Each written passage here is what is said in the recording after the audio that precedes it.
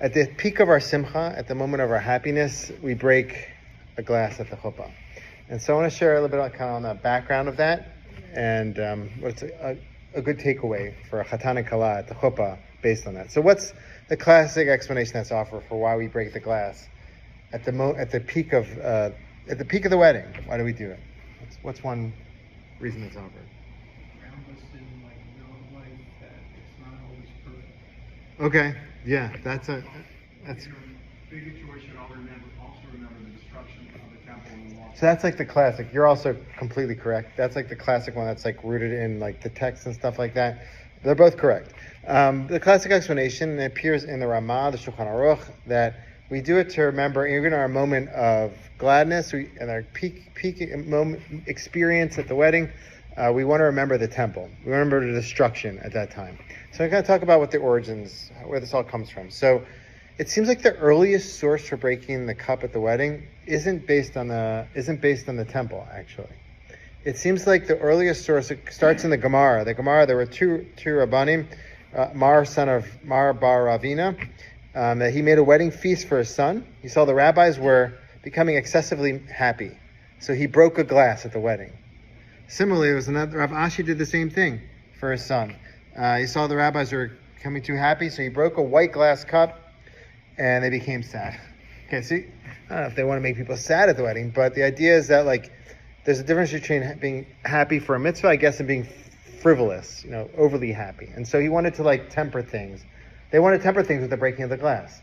And so it seems like from there, the Tosfot say in the 12th and 13th century that's the origin of the breaking of the glass at the wedding, to temper the happiness. It doesn't have anything to do with the temple.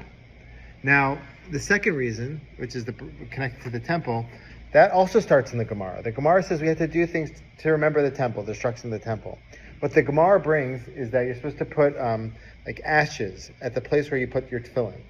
Now, the Kolbo in the 13th or the 14th century says that today not everyone puts on tefillin, so like this isn't always as impactful. So he offers other customs. One of the customs was to break a glass, and he says from here emerged the custom of breaking a glass at weddings.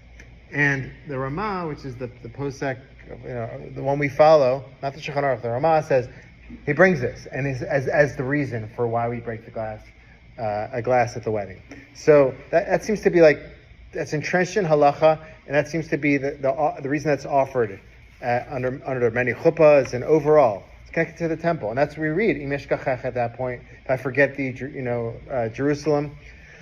So that's the second reason. A third reason that's brought, it's an interesting reason, and it goes back kind of far back. It goes back to 13th and 14th century. Is there by the Rekanati? He says that it's to ward off like negativity.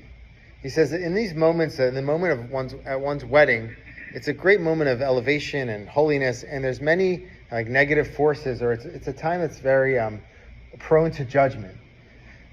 Yeah, how do we understand this? Mystically, whenever there's like a great light in the world, there's also like a negative force trying to hold it back. That's like a mystical understanding. So when you break the glass at the wedding, you cause a disruption. And either you kind of dispel some of that judgment, or you shift the focus of that judgment to the breaking, and that has to cause any like breaking or negativity in your moment of happiness. Like a mystical explanation. But a fourth explanation I want to offer, I think is a beautiful takeaway based on Rav Soloveitchik's explanation, is this is from the 16th century, the Maharshal. He says that we break the glass because it's a lot of things we do at the wedding symbolize what happened at Mount Sinai. He says that there was a cloud at Mount Sinai, so we have a chuppah at the wedding. He says that the Kiddushin is similar to, the giving of the Torah is similar to Kiddushin. There's some sort of exchange there.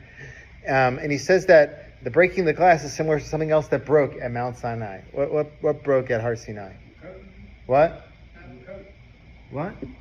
The Luchot. Yeah, the Luchot. The tablets. And so he says we break the glass at the chuppah because we want to mimic Har Sinai, and we break the glass because the Luchot were broken. So the question needs to be asked is, why is that valuable? Why do I need to think about that at this moment? I mean, why don't I just highlight all the positives at Mount Sinai? Why do I have to highlight the breaking of the tablets? So Rav Soloveitchik has a beautiful explanation. He says that the first tablets didn't work. They were like like the first version of the tablets, and they didn't work. The second tablets, they lasted, and they did work. What was the difference? The first tablets are given with a lot of fanfare.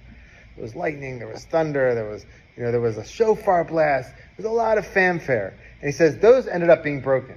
The tablets that ended up lasting for forever was the second tablets that were given very modestly and quietly. He says that's a message that we're giving to the Chatan and Kala. That's why we want to kind of mimic the breaking of the tablets. We want to tell them that you're having this amazing moment right now. It's amazing, but don't expect that like for your successful marriage, it's all going to be based on these like amazing moments. There's going to be a lot of work. There's going to be a lot of stuff that's not brought with great fanfare. A lot of work behind the scenes to make the wedding, the marriage work out well. And so that's the message there, that like for a lasting marriage, it's not about all the fanfare. It's not about like having everybody else see how great your marriage is. It's really about the work you put in your marriage, one-on-one, when no one's watching.